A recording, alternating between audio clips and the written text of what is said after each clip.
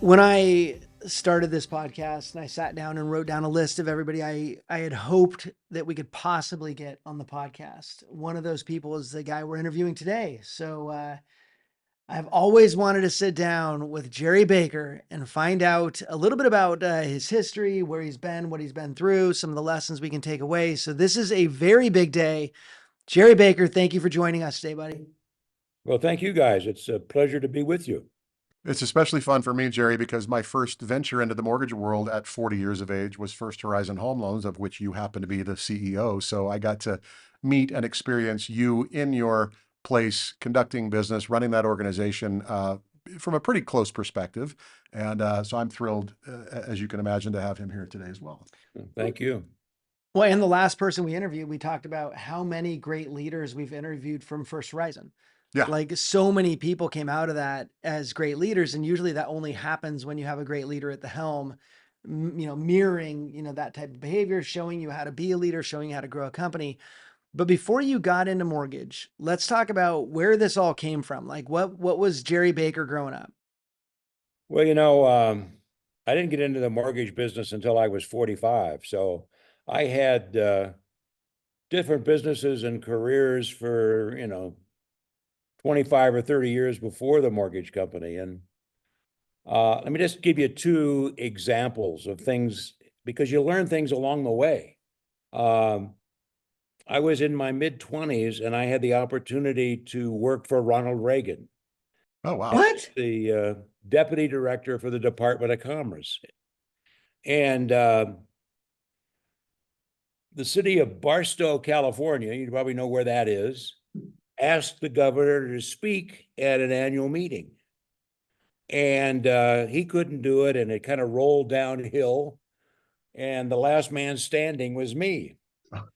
So I put together some thoughts about what to say about the status of the California economy and went to Barstow. And I went, well, it's Barstow, California.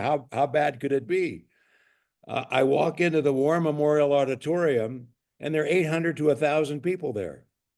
If I talked to 25 people in a group before that, I would be surprised.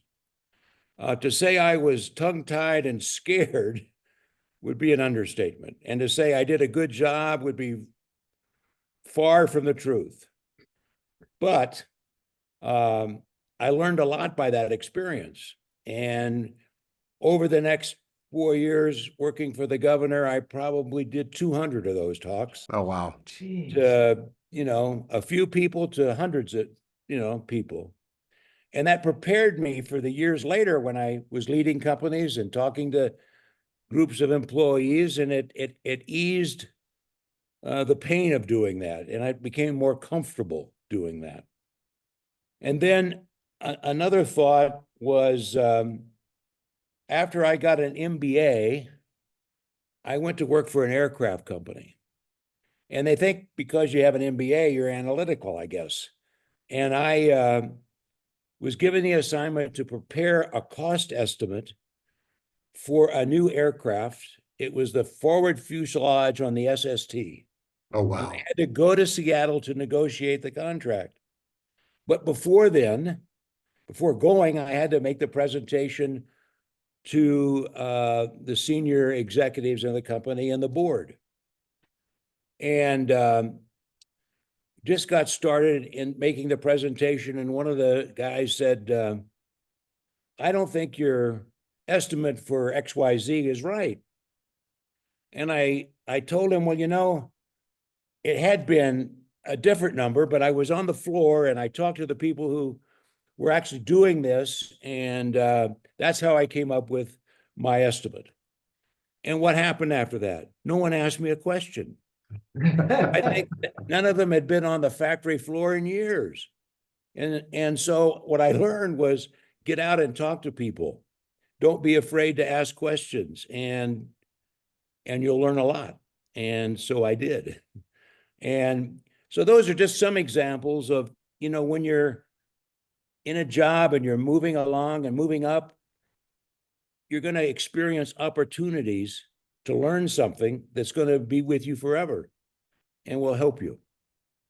So that brings me to countrywide. I was probably 45 years old, and I was working for Bank of America as the head of advertising and marketing. And I got a call from Angelo, wanted to meet me for lunch at the Fairmont Hotel in San Francisco. Okay, why not? And so we met and we hit it off great. I thought he was a great guy. And he offered me a job as to build a marketing and advertising department for Countrywide. Countrywide then was $2 billion. It was very small. So I moved to Pasadena. I was working there about 3 or 4 months. And he asked me if I would expand my role in lead production. So in 3 or 4 months, I was the head of not only marketing, but the head of retail, wholesale, and correspondent. And one of the nice things about Angelo was that he wanted to get you to understand the business. And we traveled a lot, went to a lot of branches, and we would talk along the way. He encouraged me, and I actually became a DE underwriter, and would sit in the servicing department and listen to people on the phone, that type of thing. And I got a CMB, a certified mortgage banker degree, because he had kept encouraging things like that. So in the 5 years I was there, I learned a lot. But after maybe the first 6 or 7 months, I got together with the CFO, whose name was Stan Kurland. He's passed away now, but we talked about building a vision for the company, because Angelo and David Loeb kept it to themselves.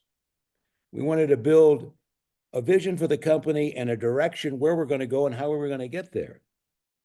And we knew it would be a hard sell to Angelo, but we said, let's present it as we're going to go to La Costa Hotel and Spa.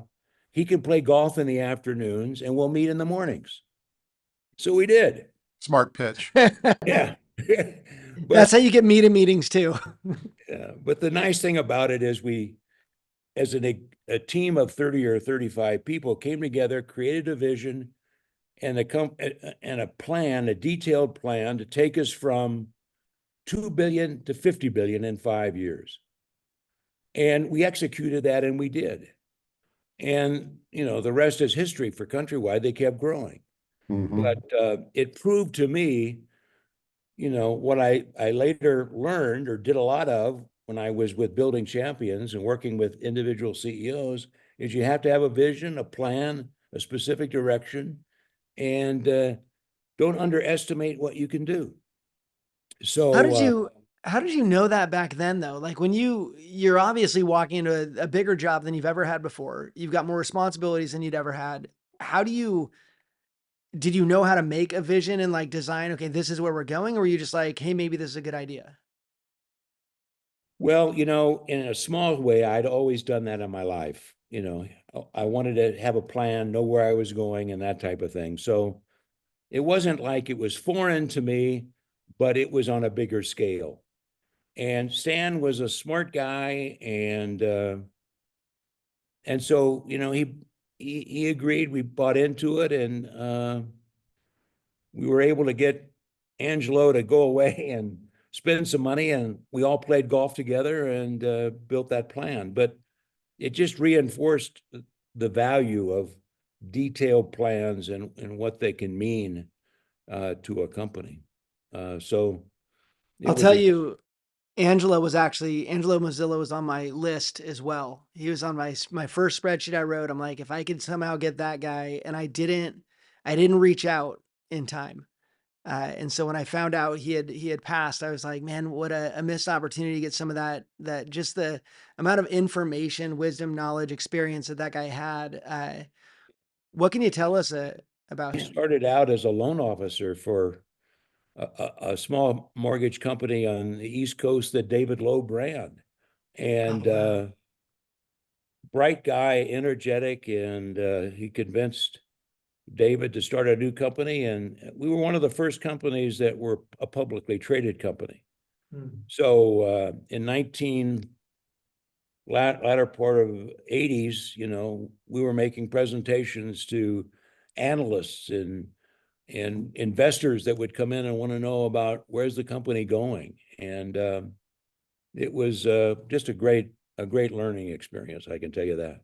It strikes me, Jerry, that you just kind of have a natural curiosity. I mean, coming into Countrywide as a head of marketing and advertising, but immediately getting exposed to secondary markets and the different departments that you were exposed to by Angelo, and also this philosophy of kind of management by walking around. What's the origin of that natural curiosity and that desire to connect with humans who are part of the team of doing the work that you're doing? Well, as I got into bigger management positions, I learned that, people are sometimes afraid in their roles. They're not sure where the company is going. And, the mortgage business has got its ups and downs. You're Oh going to go boy. through periods of contraction and expansion. And one, you need to have a plan for that. But I would get out of my office, and I say, let me just add this, that as a leader, you don't want to get caught staying behind your desk all day.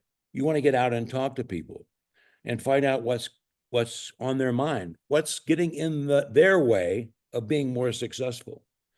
So that's where I started really realizing the value of getting out and talking to people and finding out what is getting in the way of them doing more, being more successful. And, Angelo and I would go around the country and we'd go to branches, and I would have to remind him, now, when they ask you for something, don't immediately say yes as the Godfather. Let's make sure that the management layers understand why and give them an opportunity to reveal it, rather than you taking the high road and saying, well, whatever you want, it's done, that type of thing. And but I just learned a lot by talking to people, and retaining that. And then, when times I used to send out an email once or twice a month, rather, to every employee in the company. We had in First Horizon, we had 7,000 people. So every 2 weeks, I was telling those 7,000 people what I had learned and what changes we were making because of what I'd learned. And what did that tell them? It told them that I was interested, that I knew what was going on in the business, that they didn't need to be afraid or concerned, and that if there was an issue, we'd take care of it. And that you And cared enough to communicate with the rank and file. yeah, to talk to everybody. I And remember those emails, by the way. well, good. Well, somebody read them. That's right. That's right. But, it's not really rocket science. It's that caring about people, communicating what needs to be done. Don't be afraid to set your expectations high. We used to bring at Countrywide maybe 45 or 50 new people in every week or two. I would talk to every group of 45 to 50 people coming in. This is what we're trying to do. This is what we expect. We expect hard work. We expect teamwork. We expect people to be honest and have integrity. It's simple. Work hard, do your job right, and you'll be successful. And I think that kind of leadership is important. And I think it's respected by the people that you are leading. I haven't, I wanted to mention, that I made a mistake. After 5 years at Countrywide, I was offered a job as the chairman and CEO of Fleet Mortgage Group. And that time, they were the fourth largest mortgage company in the country. I thought, wow, I want to be a CEO. Why don't I do that? And so I left Countrywide and did that, and it was really a mistake. The people weren't what I expected. The only person I can remember in the company that I really thought was a great guy was a young guy, and he is now the president of Bank of America. Oh, wow. Wow. And,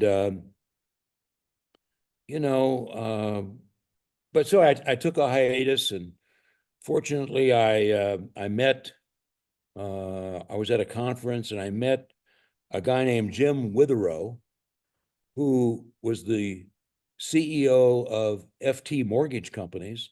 And we were a combination of 5 different mortgage companies. And he wanted to become a minister. And so he wanted me to come in and lead production and then move from there. And so we brought the company together, the 5 different companies. We changed the name. We did some research and found that First Horizon was available. And so we went through the process of changing the name to First Horizon. And, we went from, I don't know, a few thousand people to 7,000 or 8,000 people. And that's where we started coaching people. And I first met Daniel Harkavy in Building Champions in about 1990, I guess. And a guy named David Van Skyke was a regional president for us in Northern California, and he was using Building Champions and having some people coach. And so I flew up to Oregon and met Daniel, and I decided that, okay, let's go all in. Let's have as many people who want to be coached, and we'll pay for it for the first year. And we created a hierarchy of coaching leaders and so forth. And what I learned from that is we had about, of our top 500 or 600 people, we would say, if you're in the top half, we'll pay for coaching. And about 50% of them, 300, let's say, took us on, and they began coaching. Well, I tracked their performance, and 18 months later, they did 50% more volume than those that weren't coached. And so I became a real advocate for having a plan and a life plan and knowing where you wanted to go and creating hurdles for yourself to overcome. And it was very successful. And we grew to be about 7,000 or 8,000 people. What was it about? Like in that first meeting, I would give anything to have seen your first meeting with Daniel. Do you remember that meeting and what Yeah, like I stood mean, out we to you? talk about it. I mean, I came in and apparently sat on the corner of his desk and chatted with him for 30 minutes, but I said that if you're going to coach anybody in the company, I want to be coached too. I want to experience the same thing that they're experiencing. And so we did that for 10 years or so. And it was invaluable for me, but I really understood what the coaching was all about. If you are watching this podcast and you're in the mortgage industry and you haven't checked out the Knowledge Coop, you definitely need to dive into the Knowledge Coop. In there, you will find content and community that will help you grow as an individual by learning everything there is to know about the mortgage industry. If you think you know everything, just dive in and take some classes, because there's always something more you can learn. To be successful in this business, you've got to continually learn. In addition, if you're a company and you want to teach your people in your own environment, we've got that in the Knowledge Coop Enterprise Services. So reach out to us, check out knowledgecoop.com, definitely join Coop Plus. Let's get back to the podcast. It was remarkable really to be a part of that, Jerry. You not only bought into the idea of coaching, but creating the circle of excellence is even a step beyond that. It's creating it as part of the culture of your company. It isn't just saying, hey, coaching's good for you, it's great, you should do it, I do it. It became a part of the DNA of First Horizon. Well, it was one of those good decisions that you make. Yes, it was. And it was invaluable. The only, I probably should have stayed in the mortgage business because I got, we were owned by a bank, and the bank needed a chief operating officer. So I moved up to the corporate level as the chief operating officer. And then the financial crisis came, and they wanted me to be the CEO, and I stayed there until the crisis was over, and you had to retire at age 65. So at 66, I was able to get a replacement, but you know what you mentioning building champions, it led me to working with building champions, Right, and right. I think over the next 12 years until I was like 79, I coached up to 14 different CEOs. And some of them, you know, I coached for 10 years, and they have done amazing things. I mean, they set plans, they set the bar high, they kept improving it, kept, you know, raising it, and they've all done great. Some of them sold their company and made, you know, hundreds of millions of dollars, and one of them took his company public recently, and it was valued at $16 billion. So, Wow. Jeez. you know, I mean, I've had the privilege of working with some really great people that would embrace the idea of communicating, being out, um, building plans, creating plans, setting your bar high. Don't underestimate what you can achieve, and they've done great things. So one thing a lot of leaders I know, including myself, have dealt with for a long time is this imposter syndrome and feeling like, oh, I've got everybody fooled. I'm not as good as they think I am. And I can't imagine going in and coaching CEOs as a CEO. Did you have any feelings of like, why would they listen to me? I'm, in the same boat that they are. You know, I never did. What I how I would approach it is, let's just talk about what your opportunities are, what your problems are, and how you're addressing them. And we would have conversations about that. And in those conversations, there would be always an opportunity, almost always, to say, well, how about this? How about that? And so you know, it was a matter of them understanding and desiring to get better, and just participating in discussion. The only thing that made it hard was, you know, at any one time I had maybe 7 or 8 CEOs, and I would give them an on-site visit once a quarter, and then a call once a week. And pretty soon I had so many things to do, I didn't have time to do anything else. But it was I built great friendships and wonderful people, and you know, it was just a great opportunity in life. I'm just curious, Jerry, were sports a part of your youth? Were part of your upbringing? Is that But they were, you know, they were. Unfortunately, I was probably 16 at the time, got hit running around the right side of the line, and I got hit low, in between, and high, and dislocated my knee. oh, And so when I went to USC, I tried to play football, but I hurt it again. So, you know, that's always something I wish I could have done better. Uh, well, I don't think better had anything to do with it, but unfortunate injury might have shortened your opportunity there. But it doesn't surprise me then, and maybe you can tell me if you see it this way. It doesn't surprise me that you have a natural association with the value of coaching and the value of what it takes to be a good coachee, as well as what it takes to be a good coach. yeah, well, probably, but that just reminds me of one of those unforgettable things that you have in your past that you don't like to remember. I was sitting on the bench. I was you know, 16 years old, and the coach was walking, you know, up and down the line, looking at players sitting on the bench. And Coach Beck looked at me And rather than look him in the eye and show eagerness, I looked down and he passed me by. And I thought, after that, I kicked myself in the you know what, because what an opportunity. I should have been more aggressive. I should have gone for it. I bet, who knows?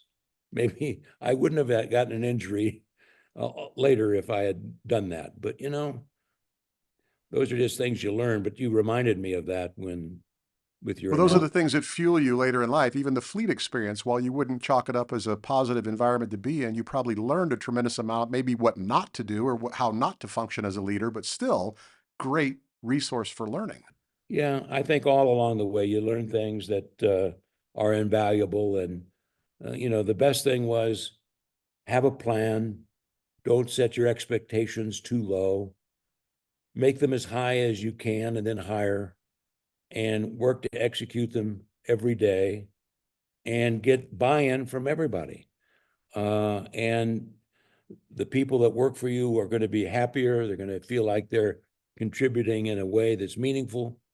And who knows what'll happen.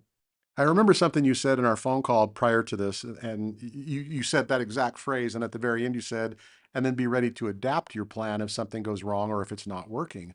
And I think of the mortgage industry and what it's been through in the last 24 months or so, and the context of our podcast, which is lessons from last time.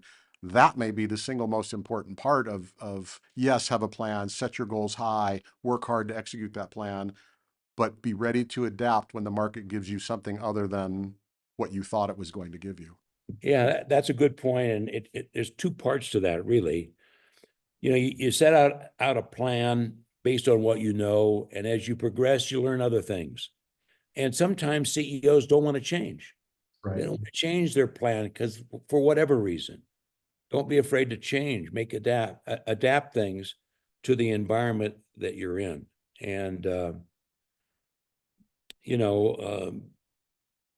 then you can go from there. And it's, anyway, I just think that don't be afraid to make changes for sure. Well, you had mentioned you were at you were at the helm at the bank during the financial crisis.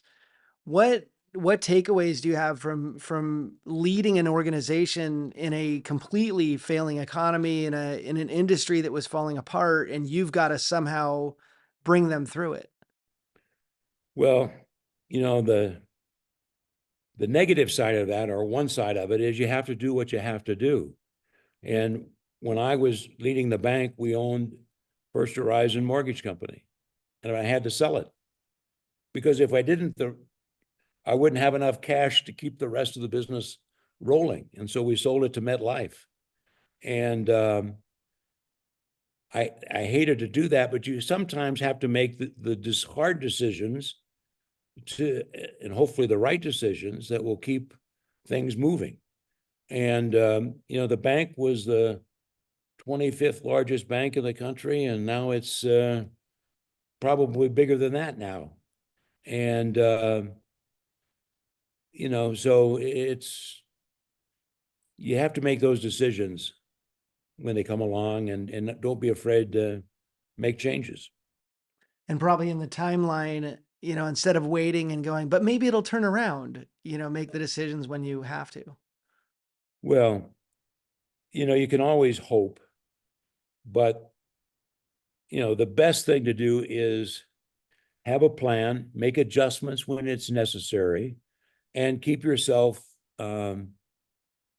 flexible enough and ready to make changes. I mean, mortgage companies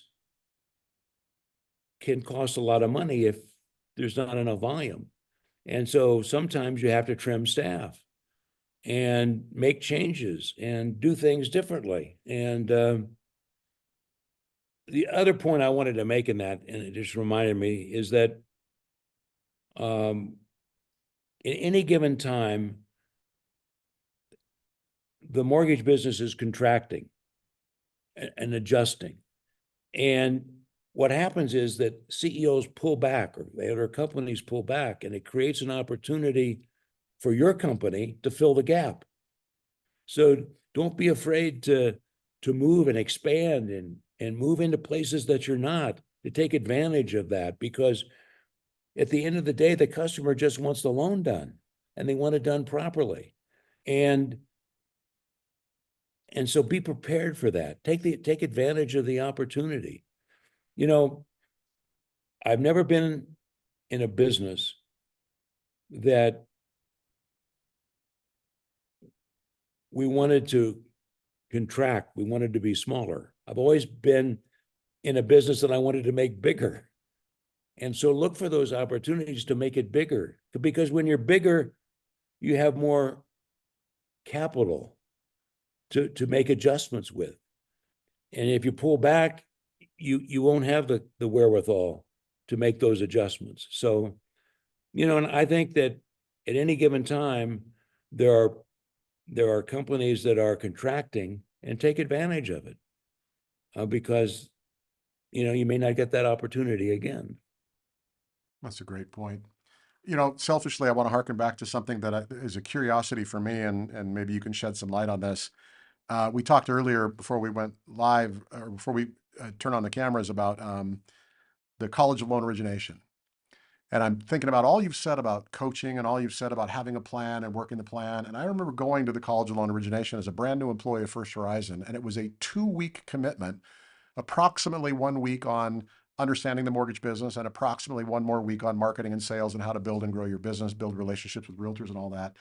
That was a commitment I didn't see at the time, and I haven't seen since then any other company make that kind of a commitment to training and education for new employees who were new to the business. Where did that come from? Um, you know, I don't remember exactly, but it comes from the belief that you have to be equipped and understand what is expected, and know how to do things to get better. And so the goal was always to get people on the right place in life, on the right plan, and believe in them that they could be successful if they were equipped properly. And so I think it's valuable today. It still works today. You know, I just think it's something that's just part of life for me. Well, that, like Circle of Excellence, was a huge commitment on the part of the company, and a huge expense, I'm sure, too, but I have no doubt that it paid dividends in its results. Well, the nice thing about growing your mortgage company is that when you're doing 30 or 40 billion a year in volume, when you're servicing over 100 billion in loans, you're a pretty big company. And we were 60 to 70% of the whole corporation's earnings. And so who wanted to get in the way of making the right decisions, or the decisions that needed to be made, Right. to invest in that kind of business? And so I don't think I ever had any problem convincing people that to do that. I want to shift the subject for a second, because before I met you, I met this guy named Matt Baker. And I remember, I for some reason I thought this when I met Matt and got to know him a little bit. I went, "What is this guy's dad like?" Like I was so, and I didn't know who you were at that time, but I knew Matt, and I'm like, this guy's dad must have really been a great leader, because this guy, he gets it. Like, he's a ops based, how can we do the best thing all the time? How can we make the right decisions? And I was like, this guy came from a good family. Can you talk to us a little bit about parenting a kid who got in the mortgage business? Apparently you couldn't talk him out of it, or uh, what's Well, this may bust your bubble in a sense. Matt's mother and I were divorced when he was 6 years old, 5 years old. And when he became 13, but every summer he would come and visit me for the summer. When he became 13, he came to live with me full time. And so he was exposed to the mortgage business from an early age. He worked at Countrywide, or actually it was First Horizon, I guess, when he was 16. Oh. And he worked in our wholesale area, and he started in the business early. And then he joined Countrywide's management development program when he went to ASU, graduated, And after that, he went to work for them full time and in a management development program. And he's a great kid, a lot of energy, and I'm just blessed by having him and a wonderful daughter, and they're both great people and who believe in the Lord and good things. And so, but they're just wonderful. But Matt has been associated with the mortgage business since he was 16, and he's almost 50. Wow. So he's been here a long time, and he's hooked up with a really nice guy, good guy, Todd Bookspan, and together, they've moved to different companies, but I think he obviously enjoys what he does. He's very good at it. And maybe the best thing to say about him in the mortgage business is he understands the details. And he understands how to underwrite a loan, how to put a loan together, and knows what works and what doesn't work. And so he can instruct people and guide people through the process.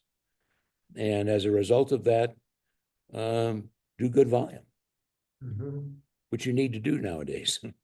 Yeah. I'm curious, Jerry, you've had this amazing career and you've got legacy. I mean, I'm part of that legacy. You aren't the only influencer in my life, but you certainly were an influencer. And indirectly, your commitment to Circle of Excellence, because I became a certified coach within First Horizon through Circle of Excellence, went on to work with others in coaching and was coached by Chris Altig. And you got people like Rosemary David, Natalie Overturf, and Kurt Altig. And They're all I'm just successful covering the people. West Coast, right? I'm not even talking about the other national footprint people, Jeffrey Brown and all the yeah. amazing people. Michael Van Skyke, of course, was a huge part of an influence in our area. What's next for you've been involved in building champions as a coach, out of the mortgage business. What comes next for you? What do you have your eyes set? You talk about having big plans and big goals. So what's next for you? Well, you may not want to hear this, but I just want to get to 90. What? That's a pretty big goal. And so, I mean, I work out 3 times a week with a trainer and do a lot of work on the ranch to keep things moving and try to watch my weight and do those kinds of things because I want to be around, and I enjoy doing things with my church and doing things to help people in the community. When I first came here, I went on the board of our local hospital, and we grew that from 6 people to 200 people. And only problem with that is you can only serve on the board for 8 years. And so those 8 years passed. Now I got to look for another opportunity. But, I think the key is to keep involved and keep set goals. And doesn't matter your age, just keep working at it. And, I see people younger than me that maybe aren't moving as well, and it kicks me in the tail. You got to keep moving. And so, I just want to help others and be a good guidepost for them, not only for my son and daughter, but for others. And so, just do the best I can. When you get into mortgage conversations, I'm sure you still get phone calls from those CEOs you coached. When you get into those conversations, is there a part of you that just sparks up like, I love the old game? Of course. There are still a couple of guys that call me regularly, and they'll have an issue, and what would you do? Or here, I'm thinking about doing this, and that always excites me. That's always fun, and you want to see them make the right decisions. And not that I have the right decisions, but you can usually talk things through and find the best course of action for the person or for the company. And so I enjoy that. And it does get you going a little bit. I would be lying if I said it didn't. I remember we brought in Fred Baldwin and we released that episode, but Fred said, I'm just waiting for somebody to give me the next opportunity. 92 years old. He's like, I'm ready for the next gig. What are we going to do? But I love your focus on just living your best life right now. Well, and you can't wait for the next thing. You've got to figure out what the next thing is. I think if you wait, you'll be waiting too long. But don't be afraid to take a chance and do something different. Well, your And approach that's to one your thing I can say throughout my whole career. I've never been afraid of change. Mm. I mean, I've led mortgage companies, been in aircraft companies, been in banks, um, visitor tourism business, that kind of thing. All of them created opportunities to do something. And I would say don't be afraid to take a chance, because you'll be surprised, because many people don't. And so you could be there being the only guy taking the chance and being very successful at it. Well, you mentioned in maintaining your physical health, the message to yourself is keep moving, keep acting, keep doing. And it sounds like in your community or in your church or in your other activities, it's kind of the same message. Keep moving, keep forward, keep contributing, keep trying to make a difference, keep being a good. Exactly. Yeah, exactly. Well, I got to say, Jerry, it's a thrill for me. I don't want to sound like a fanboy, but I am a fan of the work you've done, who you are, and the fact that I was personally able to benefit from my indirect association with you. It's not like we hung out and spent a ton of time together, but I worked for the company that you led, and I will always talk about the positive effect that had on my life, as I do with Daniel Harkavy, who's become a good friend. And the work that Building Champions has done has left an indelible mark on my life. And so I just want to take a moment to thank you for being a part of our podcast here today and for joining us. I thank you and both of you for what you're doing. And you know, it's just nice, no matter what age you are, to have people that you've helped along the way and made some difference in their life, big or small. And so I appreciate those comments, and anytime I can be of help, don't hesitate to ask. All right. Well, I'm really excited about this final question then. Are you ready for the last question? The last question is this, and I can't wait to hear your answer. So you have the opportunity to go back in time and you run into 10-year-old Jerry Baker on the playground and you meet this kid and you get to give one piece of advice to 10-year-old Jerry Baker based on everything you know right now, based on all of your experiences. What would you tell that little kid as far as advice goes for his future? I think I would say, don't think you can't. Wow. Take the chance, do it, because the opportunities are great. Don't sell yourself short. Take advantage of every opportunity you get, and one of those will pay off, or they'll all pay off. You know, going back, I remember I was probably 17 or 18 years old, and I met a gal, but her father, his name was Bart Litton, and he was the president of Linton Savings and Loan. And I sat down with him, and he kind of had the same message. Don't stop moving forward. Don't sell yourself short. You can do anything you want to do in life. And so that message always stuck with me. And I think it's the right message, whether you're 10 or 20 or whatever age. Well, I would moving venture a forward. guess it's the right What's that? message for nearly 50-year-old Ken Perry, and it's certainly the right message for 62-year-old Kirk Faulkner. So, Well, set goals for yourself and keep working on them, because you can achieve anything you want. I love And that. don't sell yourself short, because you're amazing.